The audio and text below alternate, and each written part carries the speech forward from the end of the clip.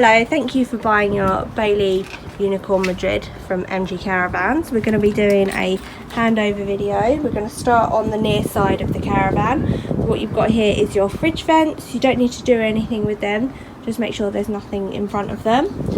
You've got your battery, your gas locker next.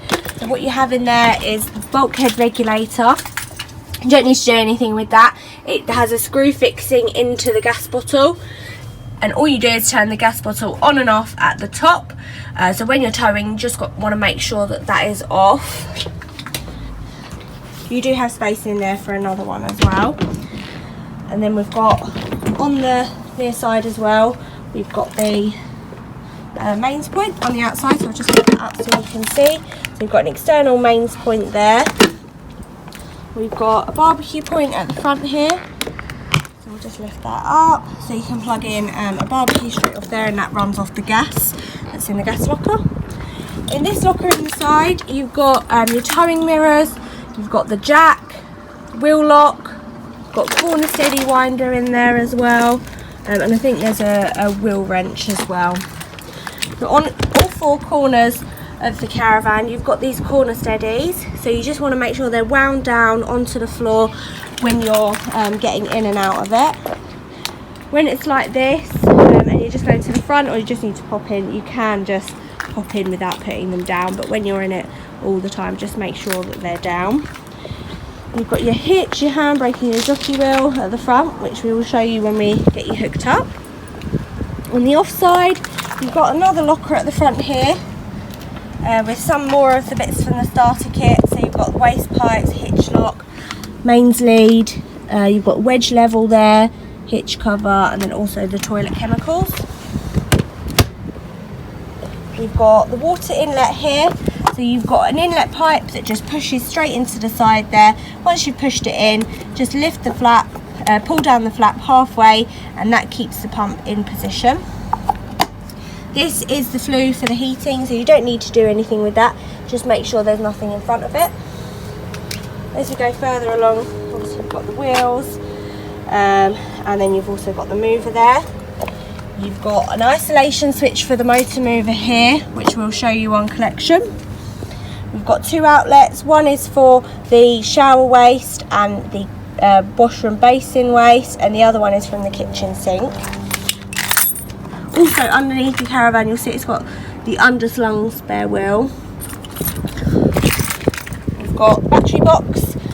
We've got a 100 amp battery in there, and then to the left you've got your mains inlet, and also an exterior 12 volt and aerial point. At the end of the caravan, you've got the toilet. So the top part of the toilet is the fill up for the flush fluid.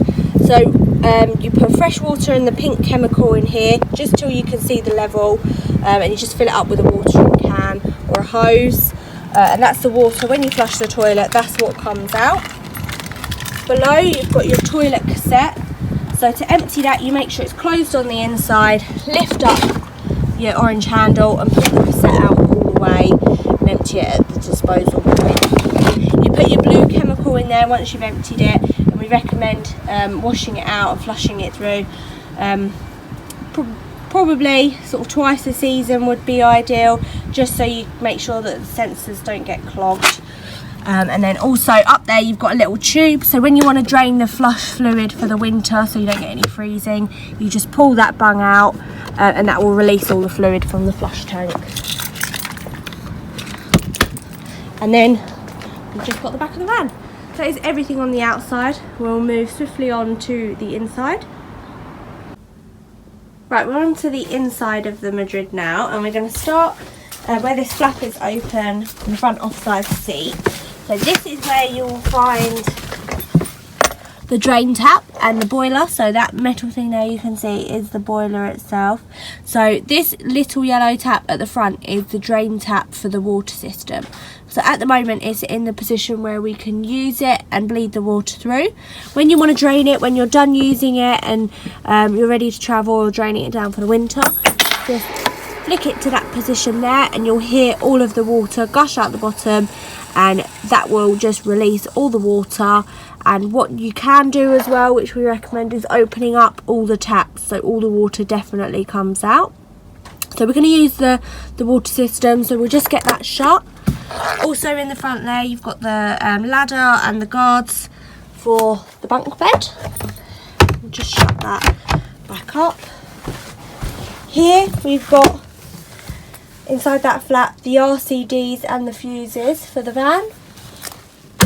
Opposite you've got the mains switch for the heating and water system, so it won't work on mains unless that's on. We'll go to above the door now, or just to the right of the door, and this is your main control panel. So once you've turned that on, close that tap under there, plugged your pump in, put your mains in, you're ready to turn the pump on and start switching things on. So we'll just switch off. To turn on the van, you just press the master switch. To turn on the pump, you press that switch there, and it will come up with pump on, and then that will turn the pump on. You can start bleeding the water through. So once you turn that on, go to your taps, turn them on hot to cold, so the water comes through constant. Once that's through on constant, you can turn the heating on. So first of all, we turn the lighting on. Once it's on there, they've all got individual switches, and you've got the awning light there, which is just above the door, so on and off. And then you can use this little menu here to just run through and change any settings. See the voltage of the battery, etc. The lower part of the control panel here, this is for the heating. So at the moment it's just on standby, so we'll switch it on. So switch the heating on. It will tell you what the internal temperature is at the moment. We'll scroll across, so you've got different options at the top here. The first one is the internal temperature. So it's set to 30 at the moment, which is a little bit too hot. So we'll pop it to 21.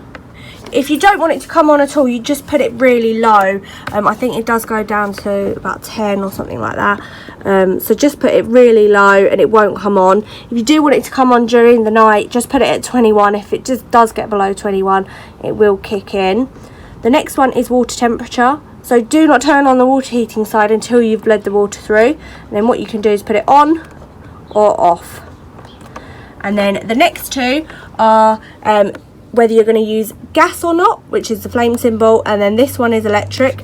So gas is off at the moment, so all you do is switch that on. If you're on a site with electric, you just want to use electric, which you can use either 1 kilowatt or 2 kilowatt or 3 kilowatt. So generally most people just keep it on 2, 3 if you're on boost. So when you put it on 3, it will put all of the power into heating the water and none into the space heating. So and then you can put it on 1 if you're on a really low ampage site or you're using a lot of appliances in there, just so it doesn't blow the trips. And that's it from the heating. You can go on to this section and set alarms and stuff like that. Otherwise, that is the simple manual way of using the heating. And to switch the heating off altogether, you just go to off. And that's it. So we will now just run through some other appliances and bits in here.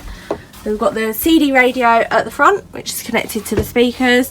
You've got the TV aerial in here, so it's in the stowed position at the moment. If you want to use it and get a better signal, all you do is undo that nut at the top, push the aerial up and change the direction using the toggle at the bottom.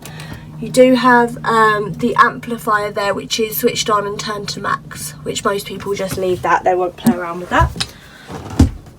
You've got your sink, and then there's the water inlet pipe in there as well, which pushes in the side. You've got your fridge. So the fridge is a 3-way fridge, so it works off of mains electric, the car battery when you're towing, or gas. So at the moment it's off. You can switch to electric, so that's all you do for electric, just switch it on and adjust the temperature. Highest, which it's on at the moment, is coldest, lowest is warmest. You've got car battery when you're connected to the car, and you've got gas. So to ignite on gas, what you do is turn it to max, push it in, press the ignition button, and then what you will see when you've got the gas actually on, you'll see this red light here. It will move up to green, and then if you slowly release the knob as you would with a cooker, if the red line goes back into the white, you know it hasn't lit properly. You need the red line to stay in the green for it to work. So you've got your fridge there with the freezer box. You've got the hob here. So you've got 1 electric ring and 3 gas, and you've got the electric ignition on the front there, and that does the grill and the oven as well. You've got your microwave at the top there. We'll go through to the washroom. So in the washroom you've got wardrobe.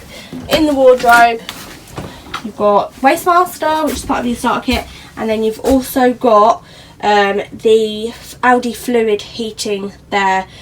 So all this is the tank reservoir, so you can see the level. So you just want to make sure it's between minimum and maximum, which it is at the moment. Otherwise you don't have to do anything with that. You've got your cassette toilet. So when you're using the toilet, you've got a little slider at the bottom here. Open that up, and that opens into the toilet. You've got an electric flush at the top, so just press that. Your flush water will come out. There's also a light there that will come up when the cassette is full. So once everything's gone through into the cassette, you want to shut that back up and make sure that's shut when you're removing it, otherwise it can damage the system.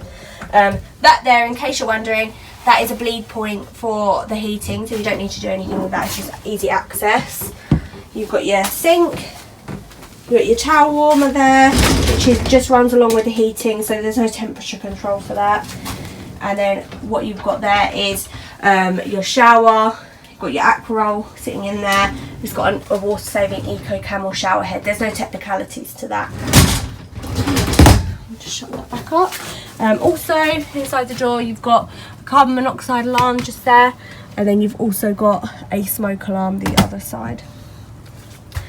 You do have an alarm fitted on this caravan, so what you have is 2 alarm fobs. So press that, 2 beeps, 2 beeps is set, 1 beep is unset. So as simple as that. So when you're towing, just make sure that that's not running, otherwise that's going to beep as you're going along. I think that is everything in here. If there is anything I've missed, please give us a shout. But thank you for buying your caravan from us.